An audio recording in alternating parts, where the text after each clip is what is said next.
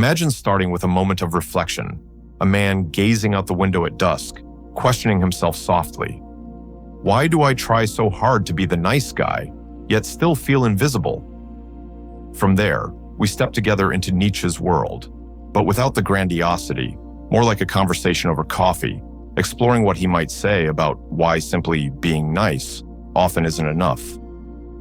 Nietzsche, in Beyond Good and Evil and Thus Spoke Zarathustra, portrays femininity with striking metaphors of untamable nature, a beast of prey, suppleness under the glove, a wildness men instinctively fear or misunderstand. He doesn't respect niceness as moral virtue. Instead, he admires strength, authenticity, unpredictability. Being nice can come across as passive, insecure, qualities that fail to stir Nietzschean respect or attraction, which he links far more to power and creative energy. That tension between appearance and desire shows up again in Twilight of the Idols, where he challenges the idea that women are mysterious depths. He writes provocatively that women aren't even shallow, as a way of shaking men out of idealizing illusions. In Nietzsche's framing, having good intentions isn't enough. The deeper currency is passion, direction, authority. He seems to say, don't just be nice, be driven, compelling, full of life. Modern research deepens the contrast. One study from the University of Worcester in Sunderland revealed that women seeking long-term relationships do favor kindness, but only when paired with confidence or attractiveness.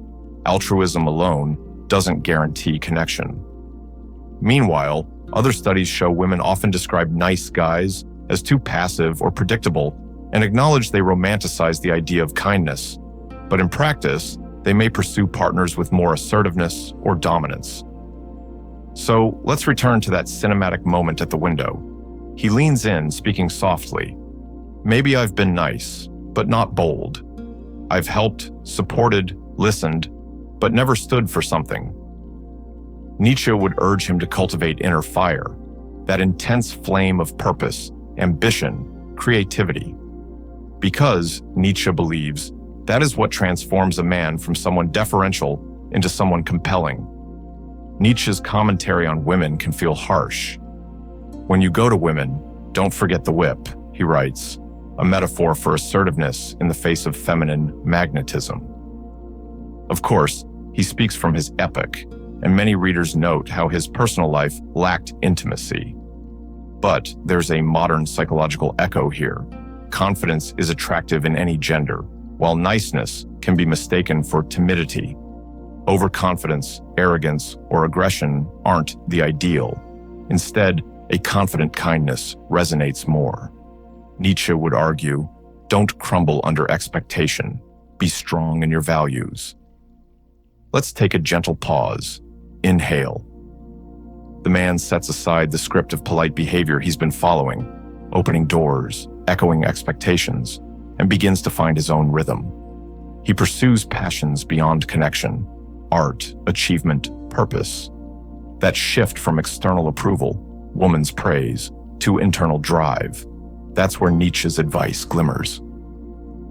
As we approach the close, imagine the scene shifting to dawn. He's walking purposefully, head held high, no longer seeking validation through niceness alone. Because Nietzsche's savage advice isn't to discard kindness, it's to breathe life into it, anchor it with purpose. Kindness without strength fades. Strength without kindness is hollow. Together, they form a powerful magnet. In the final lines, delivered as if spoken to a friend, he might say, "Be someone who moves the world. Let kindness follow, not lead. Then you'll no longer be a nice guy. You'll be a man who matters." So where does that leave the so-called nice guy? Standing quietly on the edge of his own story, wondering when he'll finally be chosen. And maybe that's the deepest mistake, not realizing that it was never about being chosen. It was always about choosing yourself. See, Nietzsche didn't despise kindness. He despised conformity. He attacked moral posturing, not because virtue is worthless, but because so many men use niceness like a disguise, like armor.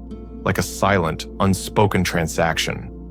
If I'm good, someone will love me. If I'm agreeable, I'll be seen. But that's not love. That's a performance. That's putting your soul on mute, hoping someone notices the echo. Nietzsche wanted men to become, in his words, the overmen, not in the sense of dominance or cruelty, but as a being who rises above herd thinking. The man who dares to live for his values, to suffer with dignity, to create meaning out of chaos. And the overman doesn't seek approval. He commands respect, not through arrogance, but through the sheer weight of being fully himself. And this is where everything shifts. Because when a man stops asking what others want from him and starts asking what he demands from himself, he becomes magnetic in a way that niceness never could. Women don't crave cruelty, but many are drawn to a man who carries the weight of his own soul, who can say no when he means it, who can walk away when something feels off, not to manipulate, but because he's not bargaining for affection. He already knows his worth. Niceness on its own is rarely a threat. It rarely sparks curiosity or excitement. It doesn't challenge anyone. And if you listen closely to women who say, "I want a nice guy," often what they mean is, "I want someone kind, but someone who's also alive, someone unpredictable, deep, grounded, someone who isn't afraid to feel and to fight for something bigger than himself." And Nietzsche, he'd look you straight in the eye and say, "Don't hide behind politeness. Let your instincts breathe. Let your words carry weight. Be willing to be disliked for being honest. Be willing to be alone for the right reasons, because that's where strength begins. That's when a man becomes dangerous in the best way." And here's something else.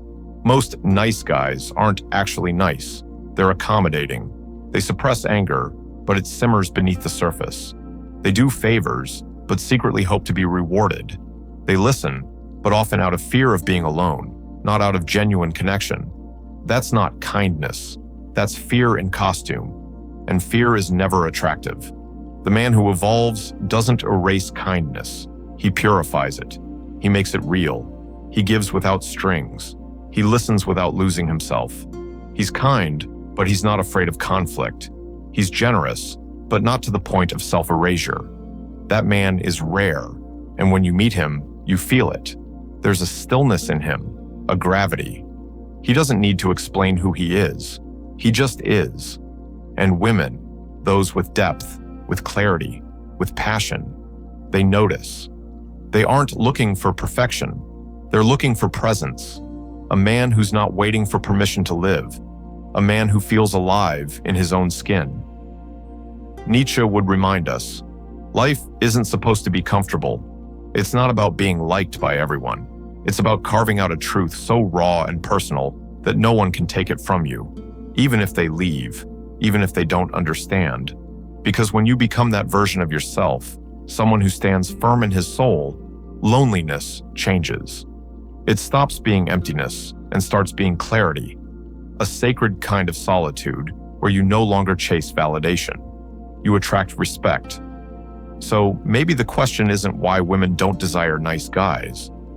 Maybe the real question is, have you been hiding behind niceness because you're afraid to be powerful, afraid to speak your truth, afraid that being real might push people away? And if so, good, because now you know where to begin. Begin by letting go of the lie that you need to earn love through obedience. Begin by letting silence be your answer when something feels wrong. Begin by building a life so full of meaning that anyone who joins it has to rise to meet you. Not because you're above them, but because you've stopped living below yourself. In the end, Nietzsche doesn't want men to be cruel. He wants them to be creators, lovers of life, warriors of spirit, men who don't cower behind what's expected, men who step into the storm and build something out of it. And when you become that man, when your strength grows roots deeper than performance, then kindness becomes electric. Then love becomes real. Then you're no longer trying to be chosen. You're too busy choosing yourself. And that's when everything changes.